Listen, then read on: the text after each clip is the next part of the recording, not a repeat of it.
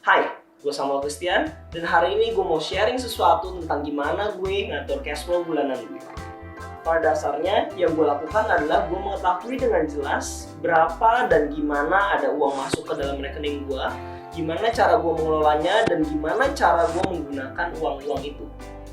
Dengan mengetahui cash flow secara jelas, gue jadi bisa melakukan perencanaan, antisipasi, bahkan evaluasi untuk penggunaan uang gue ke depannya. Nah, pernah dong ngerasain yang namanya lu baru terima gaji, lantas kemudian lu nggak tahu duit itu kepake buat apa, taunya habis. Atau bisa juga lu pengen nabung, udah berusaha banget ngirit, nahan-nahan untuk nggak keluar duit, tapi kok kayaknya hasilnya nggak kelihatan sama sekali. Atau mungkin lu merasa harus bayar ini, bayar itu, dan akhirnya malah nggak bisa nikmatin hasil kerja keras lu sendiri. Gue juga dulu ngalamin itu, tapi sejak gue punya catatan cash flow sendiri, gue jadi tahu kemana duit gue pergi dan dari mana datangnya. Nah, ini hal sederhana yang mungkin semua orang udah tahu, tapi gue ingin ingetin lagi untuk kalian semua. Nah, ini gue dan singkat dari gue, ketika gue membuat catatan cash flow sendiri, yang gue lakukan hanyalah gue memastikan bahwa segala pemasukan yang gue terima itu lebih besar daripada pengeluaran gue.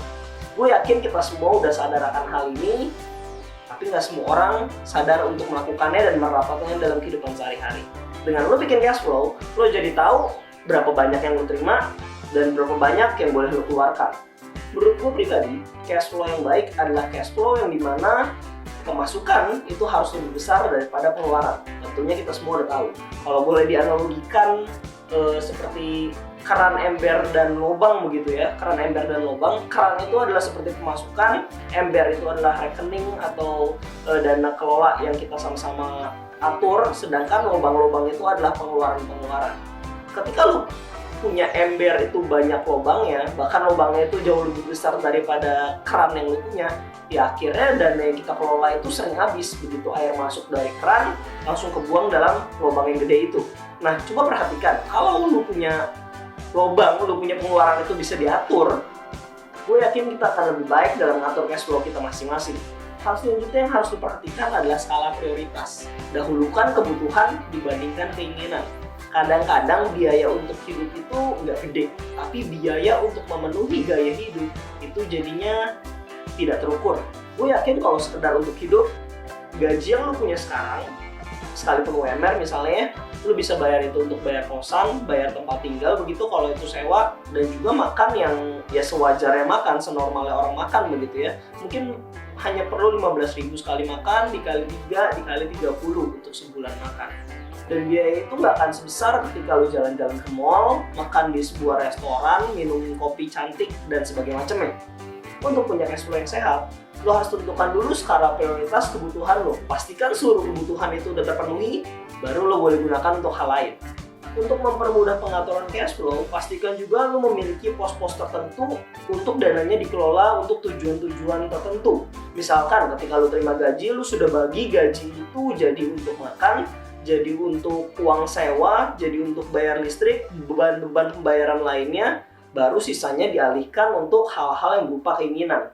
Dengan pembagian-pembagian pos tertentu, lu jadi mengetahui dengan jelas berapa banyak dana yang bisa lu habiskan untuk tujuan itu. Sedikit tips dari gua, untuk penggunaan tabungan pastikan untuk gunakan rekening yang terpisah dari yang biasanya lu gunakan untuk transaksi. Ketika lu dapat gaji, langsung pisahkan bagian tabungan ke rekening terpisah itu. Misalkan contoh ketika gaji lu di bank Cibiru, ya tentu saja lu bikin bank lain, misalkan bank Oren. Ketika lu terima gaji, langsung pisahkan pos tabungan atau pos investasi ke rekening Oren, sehingga rekening biru adalah uang yang memang bisa lu gunakan untuk kebutuhan dalam sebulan ke depan. Nah, tips lainnya adalah lu bisa melakukan pencatatan uang masuk dan uang keluar yang lu lakukan selama transaksi per bulan. Kalau gue pribadi, gue akan rekomen untuk lu catat juga per harinya masing-masing. Sebenarnya banyak banget tools yang udah disediain, lu tinggal ke App Store atau ke Play Store, lu ketik buku kas atau cash flow dan sebagainya macamnya, itu udah banyak banget toolsnya yang udah disediain. Udah banyak banget yang bikin tools-tools kayak gitu. Sehingga lu tinggal pakai dan lakukanlah dengan konsisten. Gue yakin dengan demikian kita sama-sama bisa belajar untuk ngatur cash flow kita dengan baik. Nah, kalau gue pribadi, karena gue banyak maunya, sehingga akhirnya gue bikin satu dokumen Excel sendiri untuk gue bikin dan gue catat di situ.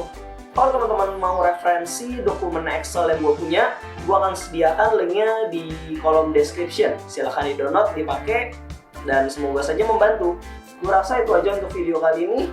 And until next videos, see ya!